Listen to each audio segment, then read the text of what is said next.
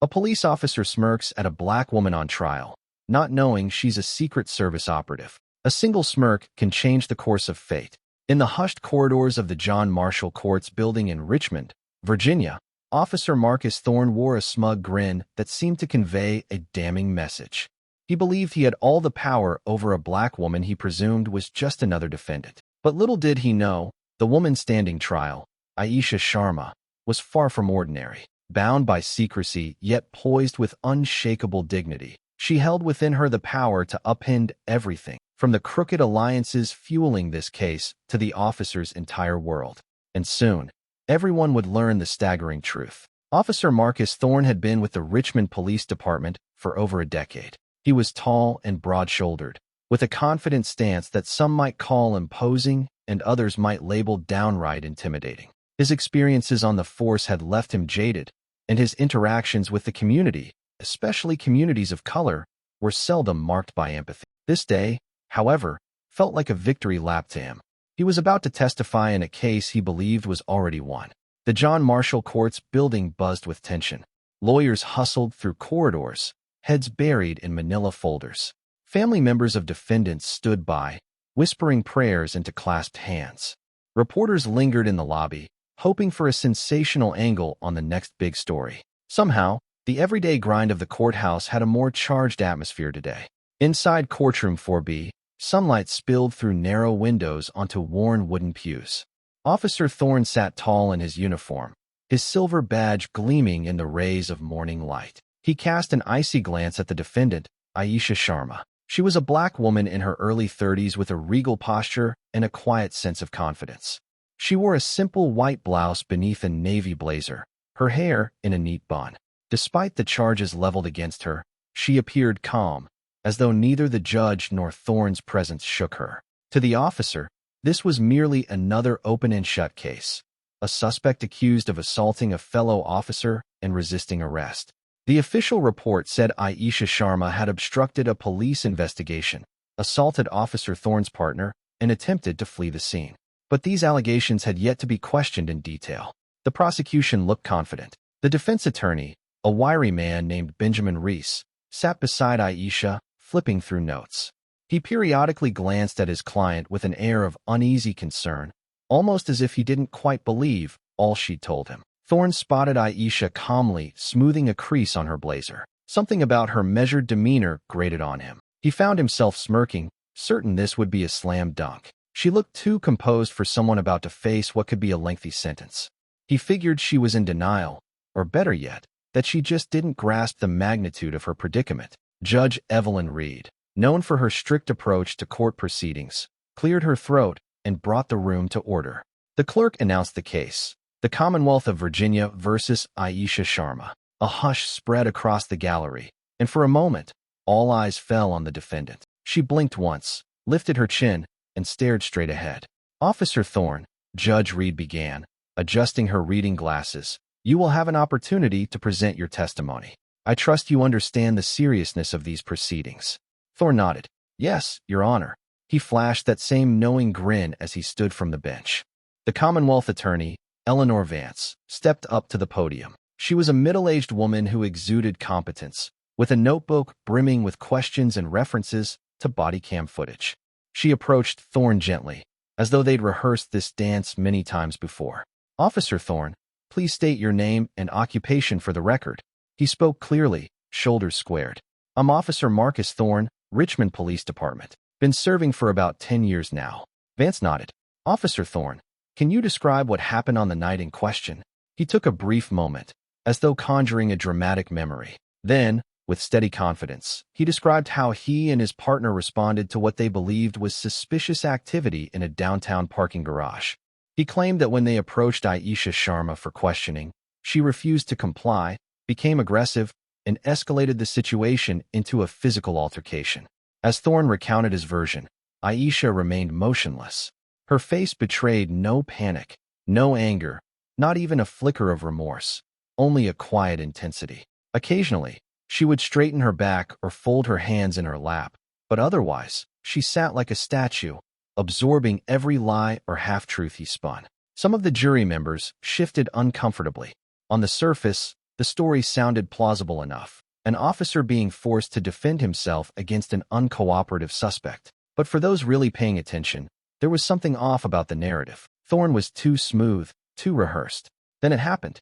As Officer Thorne wrapped up his direct testimony, he looked directly at Aisha and let a small, condescending smirk slip. He fully expected the defense to come off as weak or desperate. He had no idea that the woman he was smirking at wasn't just any defendant. She had a past, one more complex and dangerous than any suspect he'd ever handled. And that smirk would soon become the catalyst for an unraveling he could never have imagined. It all started 2 months earlier. Aisha Sharma had arrived in Richmond under the official guise of a teacher relocating from Atlanta. She leased a modest apartment near Churchill and quickly became a familiar face at a local cafe on East Broad Street, where she'd order a cappuccino every morning. She wore subdued outfits, carried a stack of books, and introduced herself as someone new in town, looking to settle quietly into a teaching career. No one knew that Aisha Sharma had left behind a storied career in Washington, D.C., nor that she was still actively employed by the U.S. Secret Service.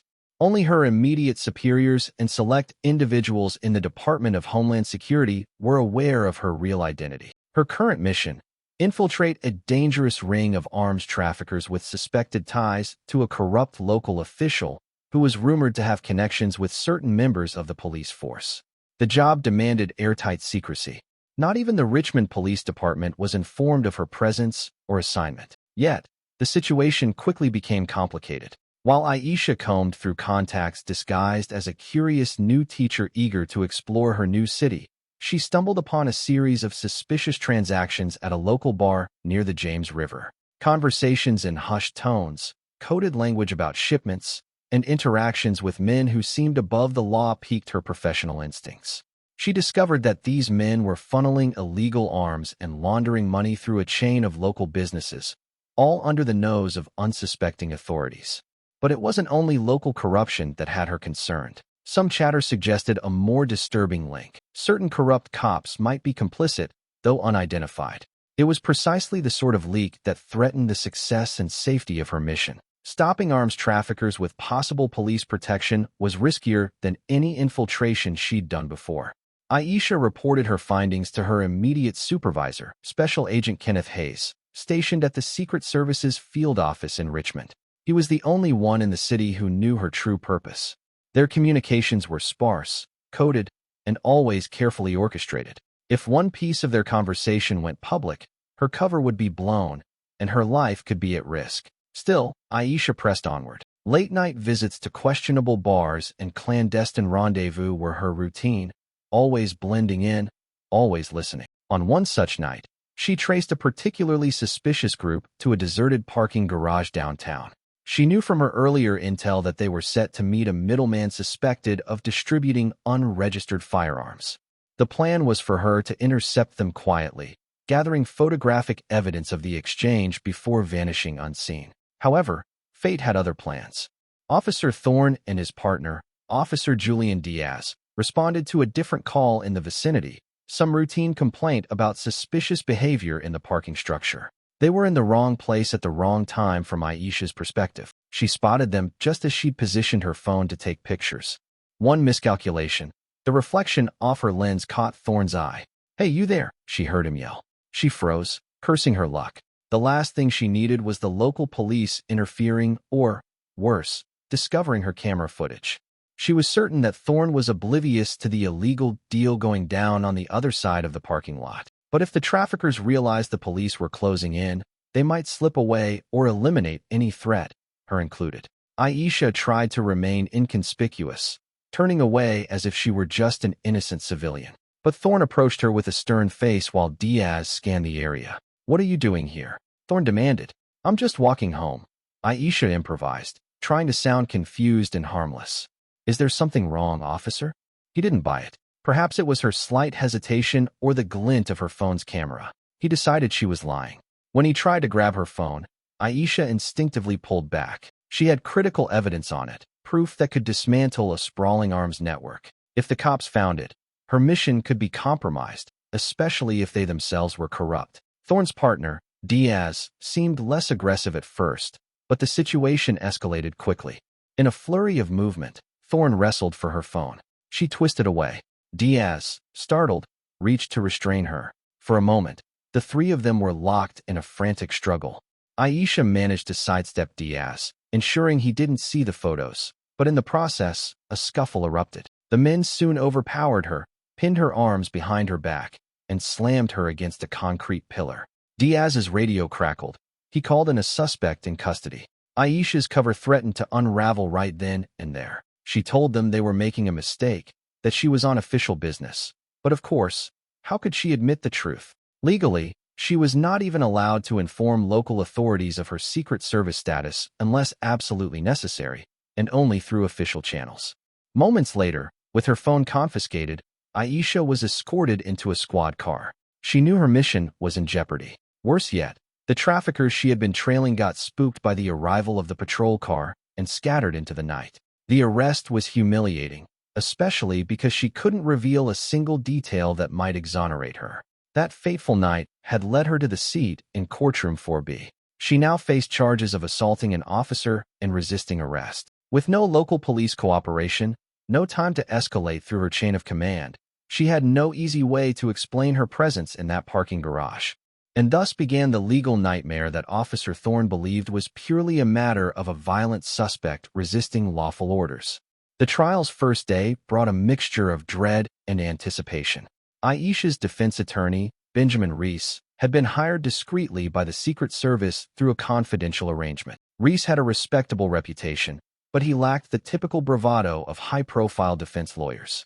Instead, he was meticulous, quietly listening to every word the prosecution spoke, biding his time. The problem was that Aisha's entire mission, her identity, her chain of command, was classified at a level that made it nearly impossible to mount a conventional defense. Judge Reed was known for her zero-tolerance approach to nonsense. She didn't care about extraneous details or emotional appeals. She wanted facts, and facts alone. From the onset, she sensed something unusual in Aisha's demeanor and the swirl of tension around the case, but she made no comment. She simply proceeded in her standard, disciplined manner. Officer Thorne's direct testimony wrapped up the morning session. He painted a polished picture of a routine patrol gone wrong. The suspect was loitering, he claimed, acting suspiciously, and when we tried to question her, she became violent. His voice was steady, well practiced. In describing the violent nature of Aisha, his language grew sharper, focusing on how she allegedly threw punches and threatened them, tactics that seemed carefully designed to inflame the jury. At times, Thorne's recounting tiptoed close to hyperbole, but not so blatantly that the judge would intervene. Next, Eleanor Vance introduced physical evidence, an evidence bag containing Aisha's phone. It had been seized at the time of her arrest. The phone was locked, and so far, no one had successfully gained access. The prosecution contended that the phone could have contained sensitive or incriminating data about the suspect's activities. Vance emphasized that Aisha had resisted any attempts to unlock it. Aisha watched quietly. She knew the phone was a bombshell, but not in the way Vance thought. Inside were incriminating videos and photographs of the arms traffickers. If the phone were accessed by the wrong people, particularly if there were corrupt officers involved, her evidence could vanish or be used against her in a twisted narrative. She had to rely on Agent Hayes to coordinate the phone's retrieval and decryption under official Secret Service protocols. But so far, she'd heard no updates. She remained in limbo, forced to watch the prosecution paint her as a violent suspect who had something to hide. Finally, Reese stood for cross-examination. He walked up to Officer Thorne with a calm, measured pace and tapped his pen lightly against the podium. Officer Thorne, he began in a precise tone. You testified that you and your partner responded to a call in that parking garage, correct? Yes, Thorne replied confidently. And what was the nature of that call? Reese asked, voice unwavering. A report of a suspicious person hanging around near vehicles. Reese nodded as if this was expected. And did you see any other suspicious individuals in the garage that evening? Thorne stiffened. Not that I recall. Reese gave a small, almost imperceptible smile. So, you're certain no one else was behaving oddly, except for my client? Thorne shrugged. There might have been a few people walking around, but nobody as suspicious as Miss Sharma. She was the one using her phone in a manner that made us concerned. Reese made a note. Did Miss Sharma ever verbally threaten you or your partner? Thorne paused just briefly enough that the courtroom's collective ears perked up. She was belligerent, he finally said. She refused to comply with our instructions and fought back when we tried to detain her. So, she was belligerent, Reese repeated. But a verbal threat? Did she say something like, I'm going to harm you, or I'll kill you? Any direct threat? Thorne's jaw tightened. I don't recall the exact words, but it was definitely threatening. She was resisting arrest. For a moment, Reese considered pressing harder on the point of threat, but he knew it would be more effective to highlight other inconsistencies down the line. He pivoted. Officer Thorne, is it fair to say that you and your partner never actually found any evidence of a crime committed by Ms. Sharma before deciding to arrest her? Objection. Vance interjected. Calls for a conclusion on probable cause. Judge Reed narrowed her gaze. Overruled. The witness can answer. Proceed, Officer Thorne. We believed we had enough probable cause, Thorne said, his voice tinged with annoyance. She resisted. That's a crime in itself. Understood, Reese responded. No further questions at this time, Your Honor. The afternoon recess was called. As Aisha walked out of the courtroom with Benjamin Reese by her side, a few journalists called her name, peppering her with questions. She ignored them, maintaining her composure. For a second, she glanced at Thorne across the hallway. There was that smirk again. He was basking in his supposed triumph. Little did he know that his carefully woven story stood on an ever-crumbling foundation. One strategic move, and the entire narrative would implode. And he certainly had no idea that the woman he dismissed as just another perp was backed by the authority of an elite federal agency, with a direct line to the White House. During the recess, Aisha sat in a small side room designated for attorney-client meetings. A single overhead light illuminated the table where Benjamin Reese arranged his notes. The corridor outside buzzed with lawyers updating clients. But inside this room, only hushed conversation reigned. Aisha, we need another angle, Reese said gently, shutting the door behind him. If we keep going like this, Thorne's story might influence the jury enough for a conviction, or at least a hung jury. We need hard evidence to contradict them. Aisha squared her shoulders. She knew he was right. Agent Hayes is trying to secure official approval to intervene, but that process moves slowly, she whispered. If we reveal my status prematurely, this entire mission is compromised. The individuals we're hunting will scatter, and some of them might be embedded in local law enforcement. Reese leaned forward. And if the wrong cops are in on it, they'll burn your evidence, or, worse, arrange for a mishap while you're still in custody. Is that correct? Exactly, Aisha replied, her voice grim. I need time. And if necessary, we might have to blow my cover in a controlled manner, but not yet. A tense silence hung between them. Reese raked a hand through his hair. We can argue self-defense. We can poke holes in Thorne's testimony, but without the real reason you were there, the jury might see you as the aggressor. Juries generally side with cops unless there's a glaring error or contradictory evidence. Aisha nodded. I understand. But if the phone's data is legally accessed by the Secret Service, that might vindicate me without revealing all the details of my identity. We just need proof that I was observing a criminal transaction, footage that shows I wasn't engaging in any illegal activity. Then your cross-examination can shred Thorne's version of events. Reese sighed and checked his watch. We have about 15 more minutes. I suggest you get some air or do whatever you do to stay calm. This afternoon, the prosecution might call Officer Diaz, and we need to see if his testimony matches Thorne's exactly. She knew the routine. Cops typically stuck to their partner's story, especially if it involved using force. Rarely did a partner throw the other under the bus. But sometimes, a subtle discrepancy could turn the tide. Aisha rose to her feet. She'd catch a moment alone in the hallway. She needed to remind herself of her training, emotional composure under fire. Outside, the corridor was bustling with activity. Defendants in other cases stood anxiously by their attorneys. A local news camera was set up, capturing B-roll footage for the evening broadcast. Aisha kept her head low, avoiding eye contact with the press. Suddenly, she caught a glimpse of a familiar face in the throng of suits and uniforms.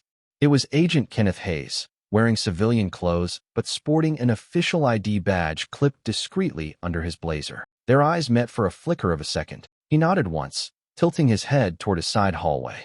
Aisha casually walked over. They slipped into a less crowded corridor near a vending machine. Hayes handed her a bottle of water and spoke in a low tone. I'm making progress on getting your phone back into Secret Service custody. We filed a petition with the judge to have it analyzed, citing a possible national security angle. But the local prosecutors aren't exactly quick to sign off. They're suspicious. Aisha's relief was tempered by reality. They think I'm some common felon. Why would they cooperate? The courtroom reconvened, and everyone settled into their seats. Soft murmurs died down as Judge Reed rapped her gavel. Eleanor Vance, the prosecutor, stood and addressed the room. Your Honor, the Commonwealth would like to call Officer Julian Diaz to the stand. Diaz approached the witness box with a measured gait. He was younger than Thorne, probably in his late 20s, with a lean build and cautious eyes.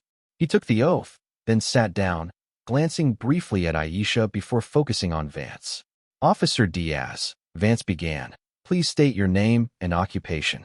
He cleared his throat. My name is Julian Diaz, and I'm an officer with the Richmond Police Department. I've been on the force for 5 years. Vance nodded, looking at him kindly. Could you describe your role on the night of the alleged incident involving Ms. Aisha Sharma? Diaz cast another quick look at Aisha, then returned his gaze to Vance. We were responding to a call about suspicious behavior in a parking garage downtown. Officer Thorne and I arrived on the scene together. And what happened then? Vance prompted. He gave a tight smile, reminiscent of someone reluctant to speak. We saw Ms. Sharma. Well, we saw a woman with a phone. Officer Thorne thought she was acting strangely, like she was filming something. He went over to talk to her while I did a quick perimeter check. Vance leaned in. And at what point did the situation escalate? Diaz paused. Officer Thorne called me over because he said the suspect refused to answer his question and tried to walk away. When I arrived, there was a struggle. She, Miss Sharma, tried to push past us, and in the process, we had to subdue her. Vance turned to the jury, letting the statement hang for effect. Then she resumed. Would you say Miss Sharma was aggressive? Diaz hesitated. She was resisting. I'm not sure if I'd characterize it as outright aggression at first, but it definitely turned physical. The distinction seemed subtle, but it was not lost on those watching. Thorne had painted Aisha as violently hostile from the start. Diaz's wording was more measured. Vance, sensing the need to steer him back on script, moved in swiftly. So, you'd agree there was physical contact initiated by Miss Sharma, which then forced you to act in self-defense, correct? Yes, ma'am, Diaz said, although he sounded less certain than Thorne. Vance nodded, satisfied. No further questions at this time, Your Honor. Reese stood for cross-examination, adjusting his tie. Officer Diaz, he began softly. You mentioned that you did a perimeter check before joining Officer Thorne. Did you notice anything unusual around the garage? Diaz furrowed his brow. There were some cars and a few people leaving, but nothing I could pinpoint as criminal activity. Did you notice any individuals who appeared to be exchanging items or engaging in a transaction? Reese pressed. No, sir, Diaz replied, shifting in his seat. I only saw Ms. Sharma after Officer Thorne called me over. Reese's expression was neutral. Let's talk about what you saw Ms. Sharma doing. You said she was using her phone. Was she pointing it at Officer Thorne? Filming him? Was there a confrontation before that? Diaz shook his head slowly. I honestly didn't see her phone screen.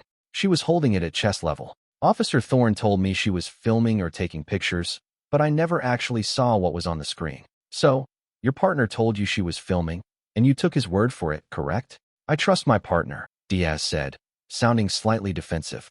Understood, Reese said, holding up a hand. Now, when it came to subduing Ms. Sharma, could you describe exactly how that happened? Diaz inhaled deeply. Ms. Sharma kept saying we were making a mistake and tried to get away. She wasn't throwing punches at me specifically, but she was flailing her arms, trying to protect her phone, I think. Officer Thorne grabbed her arm, and I helped. We pinned her to the concrete barrier. Reese took a few steps closer, lowering his voice as if sharing a secret with the jury. Did Ms. Sharma at any point verbally threaten you, or Officer Thorne? Did she say something like, I'm going to attack you or harm you? Diaz seemed caught off guard. Not that I recall, sir.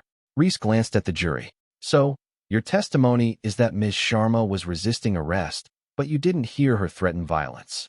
Am I correct? Yes, sir, Diaz confirmed, shoulders sagging slightly. Thank you, Officer Diaz. Reese looked over at the judge. No further questions, Your Honor. Diaz stepped down, his eyes flickering with something akin to uncertainty or guilt. Perhaps it was the memory of that night, or the realization that the official story might be more complex. Either way, his testimony, while generally aligning with Thorne's, lacked the same certainty. He hadn't categorically stated that Aisha instigated violence, only that she resisted.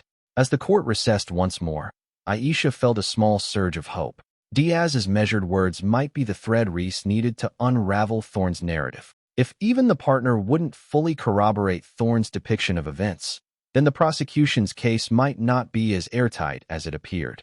Meanwhile, in the back of the room, Agent Hayes silently observed, his expression unreadable behind folded arms. With Diaz's testimony concluded, the next steps in this trial would push them closer to the moment of truth, when Aisha could finally reclaim her phone, expose the arms traffickers, and reveal that the woman on trial was no ordinary defendant at all. That evening, after the court had adjourned for the day, Aisha found herself escorted back to a holding area reserved for defendants out on bail, but still under legal scrutiny. She had been granted bail, but strict conditions limited her movement. She couldn't leave the city without the court's permission, and she had to check in regularly with the local authorities, an ironic twist given that she was technically a federal agent. Benjamin Reese visited her in the quiet meeting room. The overhead fluorescent lights buzzed faintly as he dropped a stack of paperwork onto the table. He looked weary, dark circles under his eyes. "I just finished a call with the prosecution's office," he said, taking a seat. "They're very confident in their case. But they also mentioned you might have new evidence. Someone's been whispering in their ear about your phone." He arched an eyebrow. "That must be your federal contact." Aisha managed a small nod. "Yes, Agent Hayes is pushing for a forensic exam by the Secret Service." Reese sat back. "They know something's going on, but they don't know what. The prosecution is starting to get antsy. I suspect they'll try to expedite the trial. We might have only a day or two before they wrap their arguments." Aisha exhaled, leaning back in her chair. "That's too soon. We need the judge to sign off on the phone examination. I can't legally hand it over without a court order, or it'll look like tampering with evidence." Reese rubbed his temples. "I filed the necessary motions. We should hear by tomorrow morning if the judge grants the forensic request. Until then, we're in a stalemate." She drummed her fingers on the table, glancing at the stack of papers. "Any new angle we can use based on Diaz's testimony?" "Potentially. He didn't confirm Thorne's assertion that you instigated violence. That helps. We can argue that you were merely defending your property and that Thorne escalated the situation. But it's still, he said, she said, and juries often side with law enforcement." Aisha's gaze hardened. "Thorne's not untouchable. If I can show what really happened in that garage, the entire jury's perspective changes." Reese nodded. "We just have to survive until then." Outside, the hallway bustled with attorneys packing up for the night. Aisha could hear the echo of footsteps and the occasional snatch of conversation. Then came a familiar voice from behind the door. "Mind if I come in?" Agent Hayes stepped inside, closing the door gently. He offered Reese a polite nod, then turned his attention to Aisha, his face betraying a mix of urgency and reassurance. "I've got news," he began. "The DOJ is pressing the Commonwealth Attorney's Office. They want your phone to be analyzed by one of our digital forensic experts. No local cops, no outside contractors. If the judge signs off, we'll get immediate access to it. We're working through the night to expedite the paperwork." Aisha let out a slow breath she hadn't realized she was holding. "That's the best news I've heard all day." Hayes gave her a sympathetic smile. "Don't celebrate yet. The judge could still block it, or the prosecution could argue for a local examiner. But we're close." He glanced at Reese.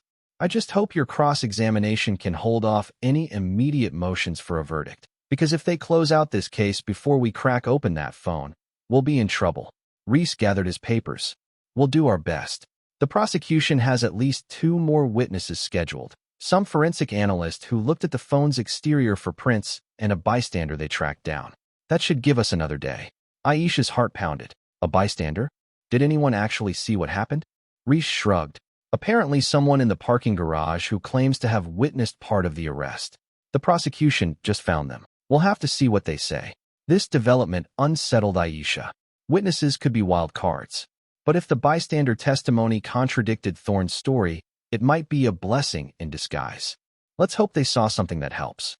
Hayes checked his watch. "I have to go. Keep calm, follow Reese's lead, and we'll get that phone unlocked soon.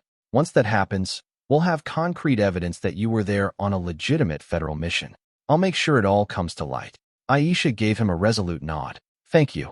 As Hayes left, Aisha's mind swirled with questions. She thought of the men in that parking garage, the real criminals. Where were they now? How many guns had slipped through the cracks during her incarceration? The entire reason she risked her cover was to stop these traffickers. Now she was the one on trial, fighting for her reputation and, in some sense, her very life. She turned to Reese. Tomorrow is going to be pivotal. If the prosecution calls that bystander, we have to be ready to counter any narrative they spin. Reese's voice was steady. We'll adapt, Aisha. It's what I do. You just keep your composure up there. Composure. The word felt heavier than usual. Aisha thought of her years of training, silent infiltration, hidden earpieces, the tension of tailing suspects through crowded streets. None of that had prepared her for the vulnerability of a public courtroom trial. But she was a professional, and professionals adapt. By tomorrow afternoon, the scales could tip one way or another. Either the judge would allow the phone's forensic analysis, or the prosecution would barrel ahead, seeking a conviction. She looked at Reese and nodded, steeling herself for the battle still to come. Morning arrived with a crispness in the air, sunlight gleaming off the windows of the John Marshall Courts building. Aisha found herself once again in the defendant's seat, the overhead lights making the wood-paneled walls glow.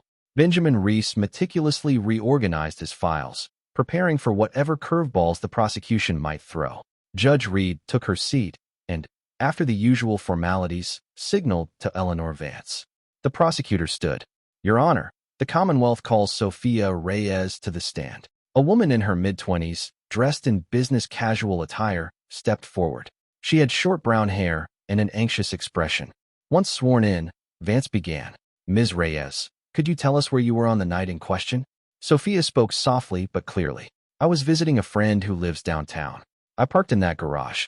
When I was walking to my car, I saw flashing lights and heard a commotion. Vance nodded. And could you describe what you saw specifically? Sophia glanced at Aisha and then at Thorne, swallowing hard. I saw two officers struggling with a woman. Her. At first, I wasn't sure what was happening, but it looked like the woman was trying to keep something away from them. Her phone, I think. And how did the officers respond? Vance prompted. Sophia hesitated, looking uncomfortable.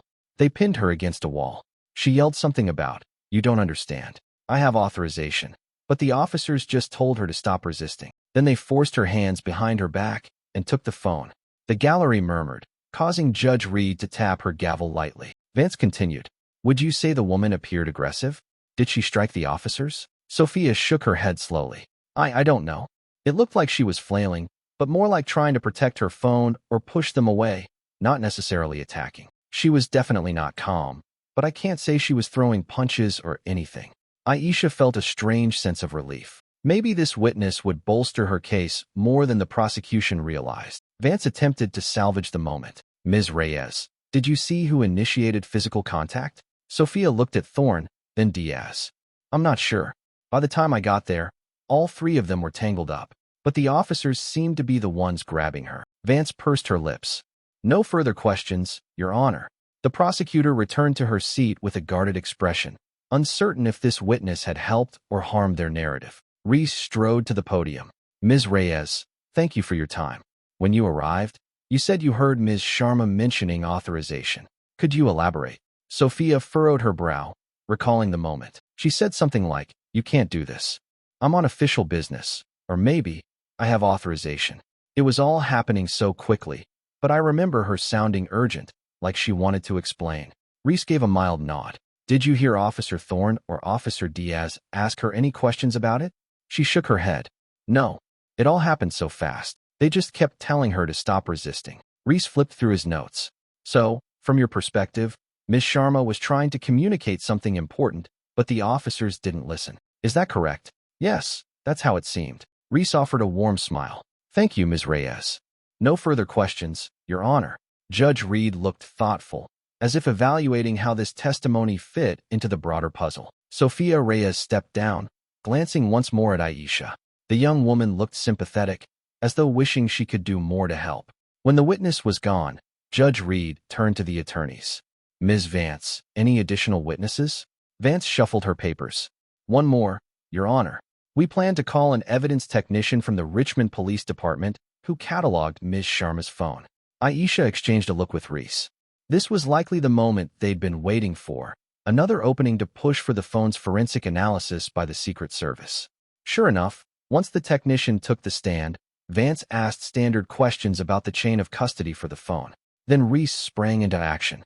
He requested a sidebar with the judge. The attorneys approached the bench, speaking in low tones. Aisha watched as Reese argued vigorously, presumably urging that the phone be examined by a specialized team given the potential for exonerating evidence. Vance scowled, but after several tense minutes, Judge Reed cleared her throat. "Counselors," the judge said, her voice carrying the authority that made her reputation formidable, "I have decided that a neutral forensic analysis is warranted. The phone is central to the matter at hand, and Ms. Sharma claims it contains exculpatory information. We will allow an expert from the U.S. Secret Service, under supervision of this court and with cooperation from local authorities, to examine the device. Court will be in recess until the analysis is complete. I expect a report by tomorrow." A wave of relief swept through Aisha. Finally, they had the green light. She cast her gaze toward Thorne. His expression darkened. That confident smirk was gone, replaced by uncertainty, and in that instant, a flicker of fear seemed to cross his eyes. Fear that the truth might surface and dismantle his carefully constructed narrative. Judge Reed slammed her gavel lightly. "We stand in recess. Return tomorrow at 9. The jury was escorted out, and Aisha remained seated, letting the tension of the moment dissipate. This was her chance, the moment she'd been hoping for since that awful night in the parking garage. Soon, the phone's contents would tell their story, and the real criminals lurking in Richmond's shadows might finally be exposed. That afternoon, a hush settled over the otherwise bustling courthouse. Aisha sat in a small conference room reserved for the phone's forensic analysis. Agent Hayes stood beside her, his posture stoic, while a Secret Service digital forensic expert named Leo Chin methodically connected cables and devices to the seized phone. A Richmond Police Department officer, Sergeant Miller, supervised from a distance, as per the judge's orders, to ensure proper protocol. Aisha's heart pounded. She'd stored crucial evidence on that phone, secretly taken pictures of men exchanging unmarked crates presumably containing firearms, and the license plates of vehicles she suspected were part of the smuggling operation. If the phone's data had survived, it would reveal everything she'd risked her mission to secure. Reese entered, carrying a briefcase of documents. He gave Aisha a reassuring nod. "Leo, how's it look?" Leo tapped at his laptop, lips pursed. "It's encrypted with multiple layers of security, but we use these systems daily for federal cases. It'll take a bit of time, but we'll crack it." He typed a few commands, eyes scanning lines of code. Just a few more minutes. Meanwhile, the Richmond officer in the corner, Sergeant Miller, shifted uneasily. He looked as though he'd rather be anywhere else. Watching a federal agent override phone security protocols likely wasn't part of his usual routine. Finally, Leo's shoulders relaxed. "We're in." With a click, he gestured for Aisha to step closer. She inhaled, stepping up to the laptop. The screen displayed a gallery of images. Some were from her daily life. Pictures of coffee cups, scenic views of the James River. Then came the covert shots, blurry but still decipherable images of men in dark jackets. Another series showed crates being loaded into a black SUV, license plates partially visible. Leo's eyebrows rose. "This is pretty significant. You have timestamps, geotags. Enough for an investigation, maybe more. The metadata indicates these photos were taken right before your arrest." Aisha let out a breath she'd been holding. "Can you pull the videos?" Leo nodded, navigating to a folder. Moments later, a video popped up, shaky footage of a man with a scar running down his left cheek handing over a thick envelope to another unidentified figure. Even with the phone's vantage, it was clear the envelope was stuffed with cash. The crates in the background bore markings that might indicate contraband. The audio, though muffled, captured snippets of conversation, references to a shipment and next drop. It was all the evidence Aisha needed to prove she was there on legitimate business. The sensitive nature of her mission and the possibility of corruption within the local police force meant not everyone could be trusted with the raw footage. Hayes exchanged a grave look with her.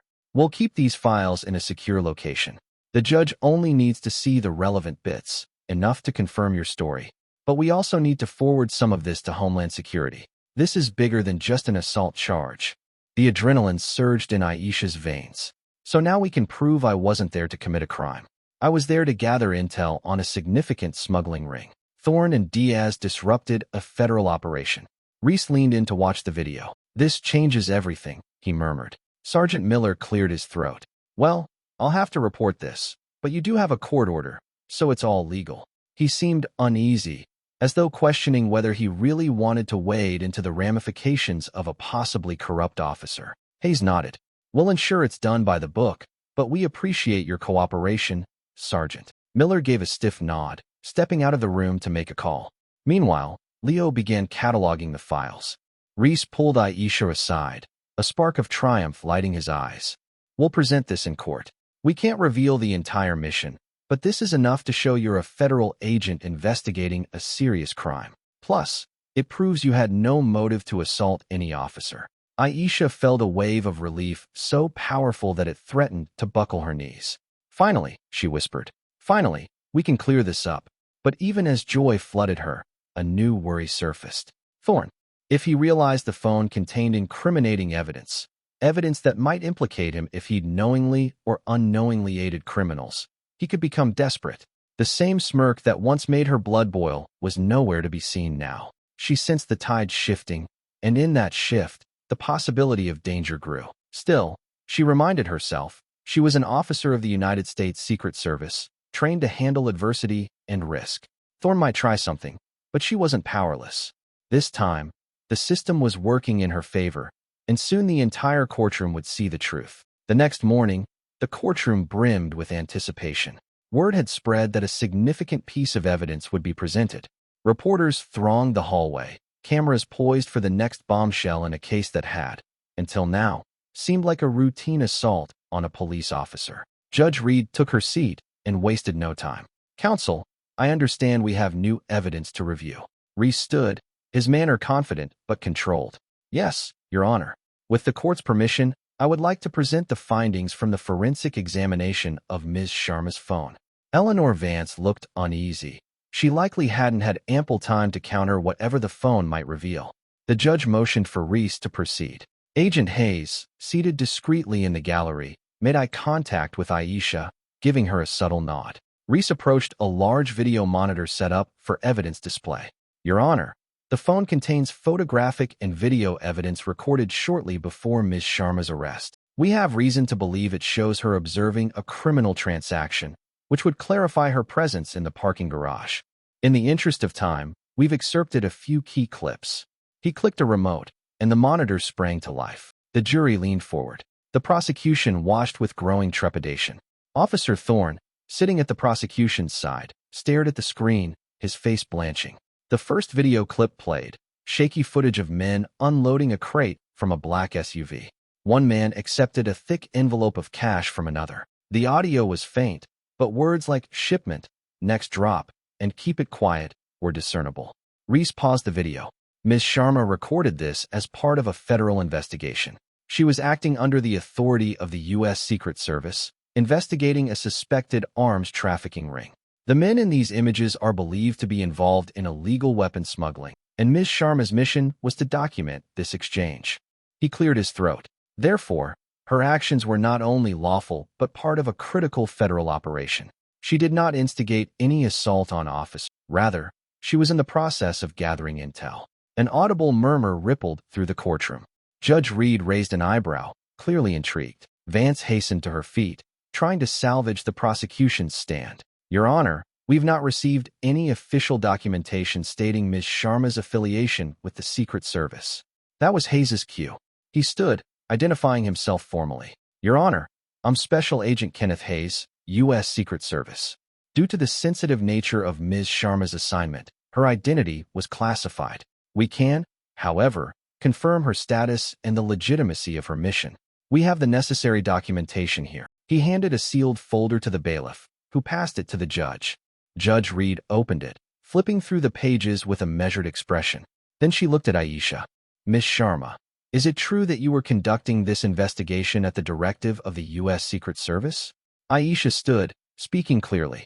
Yes, Your Honor. Why didn't you disclose this immediately?